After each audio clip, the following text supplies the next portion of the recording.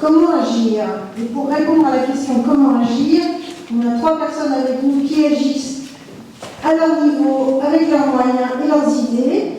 Et nous l'accueillons Olivier Massini, qui est secrétaire départemental du Var et membre du comité national du sport populaire.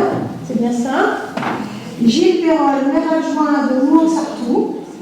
Et Aurèle Vanesse, animatrice dans le Bouches-du-Rhône et le Vaucluse, des AMAP de Provence. Une AMAP, c'est une association pour le maintien de l'agriculture paysanne. Elle fait tout simplement le lien entre des citoyens qui souhaitent prendre en main leur alimentation et des paysans. Donc c'est vraiment le circuit, on parlait de circuit court tout à l'heure, donc il n'y a aucun intermédiaire. Les paysans, on a peu d'artistes, c'est des paysans ou des paysans transformateurs, donc des produits bruts. Et justement, c'est pour permettre les AMAP ont été créés pour vraiment, à un moment donné, dans les années 2000, où on s'est posé des questions sur les premières crises de l'industrie agroalimentaire, notamment la vache folle et autres. Les AMAP ont été créés à ce moment-là, donc il y a à peu près 20 ans, justement pour retourner vers une agriculture paysanne respectueuse du vivant, et tout en permettant à ce que les paysans aient un juste prix et puissent se rémunérer de leur travail. En France, on a à peu près 2000 AMAP, ce qui représente 250 000 citoyens, donc adhérents. Et en PACA, il y a 157 AMAP qui sont répartis et 85 qui sont adhérentes à notre réseau, ce qui représente à peu près 4400 citoyens engagés. En PACA, on a essayé de travailler sur la mise en place de paniers solidaires.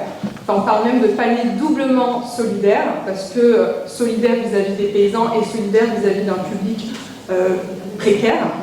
Donc certaines AMAP se sont intégrées dans ce projet-là pour justement mettre en lien avec des partenaires sociaux qui nous aident à identifier des familles, trouver des familles qui pourraient accéder aux légumes de l'AMAP et donc participer à la vie, parce qu'une AMAP c'est aussi un lieu social ou un lieu de convivialité de vie. Donc le but c'était de leur faire participer aussi à ça peut faire partie, comme vous le disiez, d'une solution pour justement permettre aussi, je pense à nos paysans, parce que le fait qu'on ait des contrats d'engagement en AMAP sur plusieurs mois leur permet de voir l'avenir, de pouvoir prévoir leur plan de culture, d'avoir une certaine trésorerie en avance.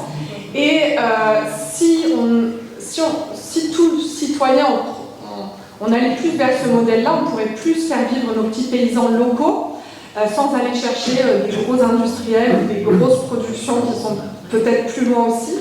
Et ça permettrait de faire mieux vivre les territoires. Enfin, ça c'est notre avis d'Amapien, mais moi je trouve que c'est une clé. Il faut aussi intervenir auprès de vos communes, parce qu'actuellement il y a la problématique, surtout dans le sud du Var, du foncier, qui est excessivement...